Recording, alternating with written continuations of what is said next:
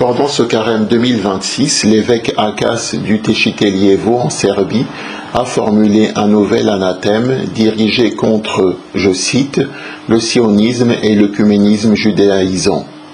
Faute de temps, nous n'entrerons pas dans les détails sur l'histoire de cet évêque et de son église. Il préside en fait une juridiction vraie chrétienne orthodoxe de Serbie, en communion avec un des multiples fragments de l'église orthodoxe russe hors frontières, à savoir le ORHF Andronique.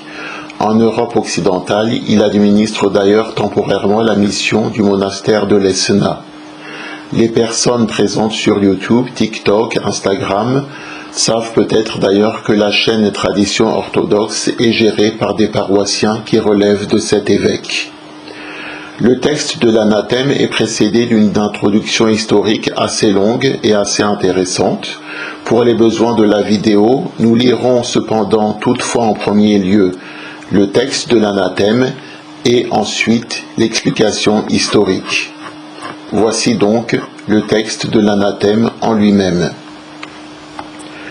À ceux qui enseignent contre l'Église que Dieu, en dehors d'elle, en tant que seule véritable nation de Dieu et nouvelle Israël, possède aussi la nation juive, laquelle a été rejetée et damnée à cause du déicide, et à laquelle appartiendraient encore supposément les bénédictions et les promesses de Dieu. Et à ceux qui soutiennent l'État d'Israël comme l'accomplissement supposé des prophéties bibliques, attribuant la bénédiction de Dieu à ce qui est le fruit de l'apostasie et de l'iniquité humaine, et à ceux qui blasphèment en affirmant que sans baptême peuvent être sauvés ceux qui ont crucifié le Christ et qui demeurent sans repentance dans le péché du déicide, aux évêques et aux clergés qui vont dans les synagogues de Satan pour des prières communes avec ceux qui ne cessent de proférer des blasphèmes abominables contre le Christ Sauveur dans leurs livres et leurs traditions, niant sa divinité, son incarnation et sa résurrection, à ceux qui trompent les orthodoxes en disant que les Juifs sont aujourd'hui encore la nation de Dieu et qu'ils sont une sorte de frères aînés pour nous, rejetant ainsi les prophètes, les saints apôtres et les saints pères, et à tous ceux qui, par leur flatterie œcuméniste envers les Juifs, aident le mystère de l'iniquité et préparent le trône de l'Antichrist dans le temple qu'ils veulent reconstruire à Jérusalem, dans le but de soumettre toutes les nations sous les pieds de leur père Satan, anathème. Voici à présent le texte qui explique la raison de cet anathème.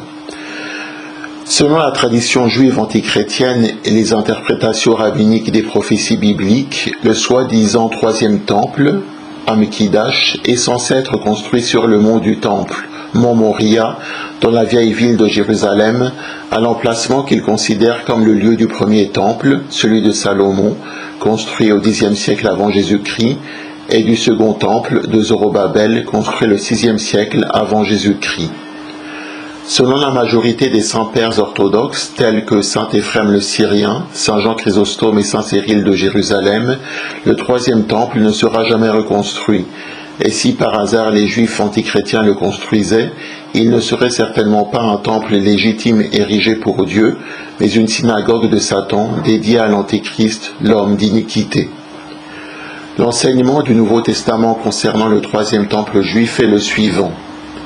La prophétie du Christ sur la destruction du temple. Lorsque les disciples montraient au Seigneur la splendeur du second temple, il répondit : « Il ne restera pas ici pierre sur pierre qui ne soit renversée. » Matthieu 24, 2. Cela s'est accompli littéralement en l'an 70 après Jésus-Christ. La conversation du Christ avec la femme samaritaine. À sa question sur le fait de savoir s'il faut adorer sur le mont Garizim ou à Jérusalem, le Seigneur répond que l'heure vient où le Père ne sera adoré ni sur la montagne ni à Jérusalem, mais en esprit et en vérité. Jean chapitre 4, versets 21 à 23. Par ces paroles, le Christ a clairement aboli le temple et les sacrifices de l'Ancien Testament. Le Christ comme temple du Nouveau Testament. Par les paroles, détruisez ce temple et en 3 jours je le relèverai. Jean chapitre 2 verset 19, le Seigneur parlait du temple de son corps. Par la résurrection du Christ, le temple du Nouveau Testament a été édifié, l'Église du Christ. Ainsi, dans l'orthodoxie, On considère que toute forme de soutien ou de flatterie envers le judaïsme antichrétien détruit l'âme et va contre Dieu. Cela parce que le judaïsme a rejeté et crucifié le Christ comme transgresseur de la loi et attend encore le second Christ, le Messie juif. De plus, le judaïsme travaille activement à restaurer le temple juif de l'Ancien Testament et les sacrifices d'animaux à Jérusalem, ce qui n'est rien d'autre que l'apostasie consistant à persister dans la loi de l'Ancien Testament qui a été dépassée et accomplie par le Christ. Son sacrifice expiatoire sur la croix a mis fin à la nécessité des sacrifices d'animaux dans le temple. Il est devenu l'agneau de Dieu, rendant tous les rites de l'Ancien Testament dépourvus de leur but, parce que la vérité qu'il ne faisait qu'annoncer est venue. Après le déicide, les Juifs ont tenté sans succès de reconstruire le temple à 3 reprises. Après la destruction du second temple par Vespasien et Titus, en 70 après Jésus-Christ, au temps de l'empereur Hadrien Aelius, qui régna entre 117 et 138 après Jésus-Christ, les Juifs se révoltèrent avec l'intention de rétablir l'ordre de l'Ancien Testament et le Temple qui avait été annulé par la venue du Christ.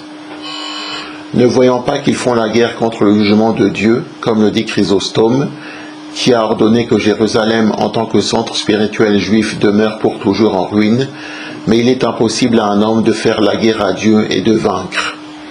En se rébellant contre l'empereur Hadrien, les Juifs le poussèrent finalement à laisser la ville en ruine en détruisant tout ce qui restait de Jérusalem. Les Juifs furent interdits par la loi d'entrer à Jérusalem et à la place du temple, il construisit un temple païen dédié à Jupiter et renomma Jérusalem elle-même Aelia Capitolina. La seconde tentative eut lieu à l'époque du saint empereur Constantin. Ayant appris leur projet, l'empereur leur fit couper les oreilles et, imprimant ainsi sur leur corps un signe de désobéissance, les fit conduire partout comme des criminels, faisant de cela une leçon pour tous les autres Juifs, les avertissant où qu'ils vivent de ne pas tenter la même chose que ceux-ci. La troisième tentative eut lieu au temps de l'empereur Julien l'Apostat, qui régna de 316 à 363. Voici comment cet événement est décrit dans la vie de saint Cyril de Jérusalem. Après quelque temps, lorsque l'empereur Constance mourut, le trône fut pris par Julien l'Apostat, transgresseur de la loi.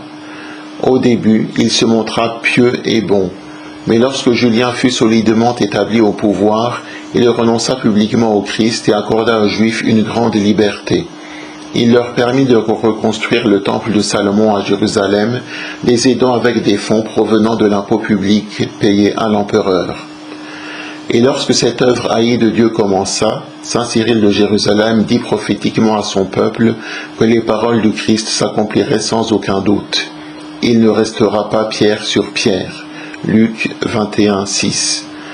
Saint Cyril pria aussi le Seigneur Christ de ne pas permettre à ses ennemis d'achever l'œuvre qu'ils avaient commencée, mais qu'il arrête rapidement leur entreprise et fasse échouer leur intention.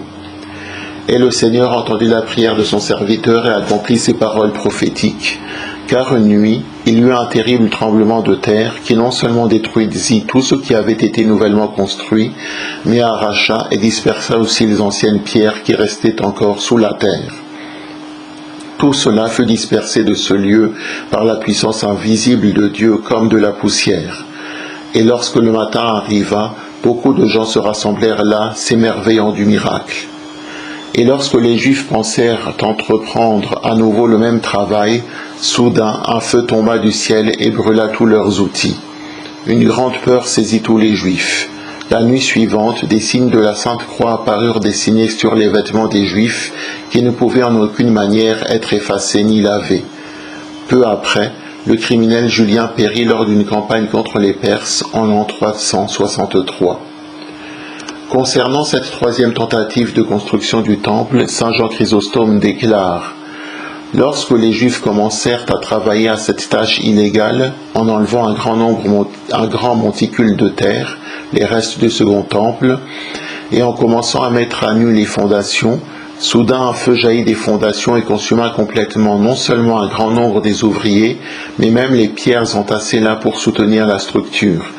Et cela mit un terme au projet illégal, car beaucoup des Juifs aussi qui avaient vu ce qui s'était produit, furent étonnés et frappés de honte. Saint Grégoire de Naziance décrit également ces signes de Dieu en détail. Dans ses sermons contre Julien, écrits immédiatement après cet événement, il décrit en détail le tremblement de terre, le feu du ciel et l'apparition de croix sur les vêtements des Juifs. Des témoins sont également les historiens de l'Église Socrate le scolastique et Sosomène. Dans leurs ouvrages Histoire de l'Église, ils notent comment les Juifs commencèrent les travaux de construction du troisième temple avec un grand zèle, mais qu'ils furent contraints de fuir par un feu divin et un terrible tremblement de terre. Il est important de noter que ces deux événements surnaturels sont confirmés par l'historien païen Ammien Marcellin, qui n'avait aucune raison d'inventer des miracles chrétiens, ce qui renforce encore la crédibilité des récits concernant l'interruption miraculeuse de la construction du troisième temple juif. Saint Jean Chrysostome dit encore à ce sujet: « De même qu'il est impossible aux hommes de détruire ce que Dieu a élevé et veut faire durer, de même il ne leur est pas possible de relever ce que Dieu a détruit et qu'il veut voir demeurer détruit.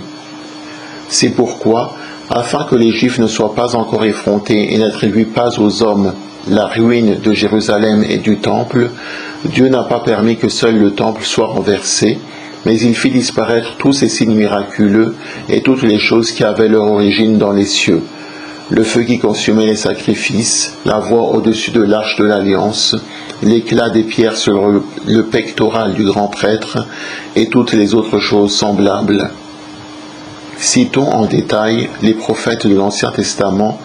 Saint Jean Chrysostome déclare en plusieurs endroits que la colère de Dieu envers les Juifs est finale, que Dieu s'est détourné d'eux une fois pour toutes, qu'il les a finalement et irrévocablement abandonnés, qu'il les a livrés à une misère incessante, qu'ils sont privés de tout pardon, que la punition de Dieu pour les Juifs est définitive, et qu'à l'avenir il n'y aura pour eux ni sacrifice légitime, ni clergé, ni empereur. Sauf ceux qui sont illégitimes dans les derniers temps, lorsque le faux Messie juif régnera, le fils de la perdition, l'Antichrist. Puisque vous avez tué le Christ, conclut Chrysostome, puisque vous avez porté vos mains sur le Seigneur, puisque vous avez versé le sang précieux, pour cette raison, il n'y a pour vous ni correction, ni finalement pardon et justification. La construction du troisième temple est l'une des questions eschatologiques les plus sensibles pour les chrétiens orthodoxes. C'est un signe clair de la fin des temps et de la venue de l'Antichrist. Les tensions autour de l'État d'Israël, qui n'a toujours pas pris le contrôle de la totalité de la Palestine et de Jérusalem, augmentent. D'autant plus que des sanctuaires islamiques se trouvent sur le mont du Temple, la mosquée Al-Aqsa et le dôme du Rocher, dôme d'or, qui devraient être supprimés pour élever le troisième temple. Depuis sa création même en 1948, Israël a cherché à déclarer Jérusalem sa capitale et à établir le territoire des frontières bibliques et promises par Dieu du Grand Israël qui s'étendent du Nil à l'Euphrate, couvrant pratiquement la plus grande partie du territoire du Moyen-Orient. En raison de la réalisation de ce projet véritable de l'Antéchrist, des guerres sanglantes continuent et des opérations visant à renverser les régimes arabes sont menées au Moyen-Orient, dont la plus importante et la plus cruciale est certainement la guerre en cours entre Israël et les États-Unis dirigée contre l'Iran. Un soutien non critique et sans réserve à Israël est imposé aux chrétiens du monde entier avec l'aide de l'hérésie protestante du dispensationalisme prêché par les sionistes chrétiens. Ils affirment que le retour des Juifs en Terre Sainte, la restauration de l'État d'Israël et la construction du troisième temple sont l'accomplissement des prophéties bibliques et que les chrétiens sont obligés de les soutenir en tant que peuple élu de Dieu. Cette attitude apostate des chrétiens envers les Juifs et Israël est également favorisée par l'hérésie des œcuménistes judaïsants qui, contrairement à l'enseignement de l'Église, voient dans les Juifs non repentants ayant tué Dieu, le peuple de Dieu. Ils considèrent le judaïsme rejeté par Dieu comme une foi également puissante et également salvatrice que le christianisme, en une sorte de croyance en un Dieu judéo-chrétien collectif qu'ils prient ensemble, bien que le Seigneur lui-même ait dit que le Dieu des Juifs est le diable lui-même, voire Jean chapitre 8 verset 44. Pour protéger notre troupeau et les chrétiens orthodoxes de ces hérésies et illusions antichrétiennes, cette année, nous avons ajouté aux anathèmes du dimanche de l'orthodoxie l'anathème suivant. Il s'agit donc de l'anathème que nous avons lu en début de vidéo. Merci de nous avoir suivis. Surtout, pensez à vous abonner et à diffuser nos publications.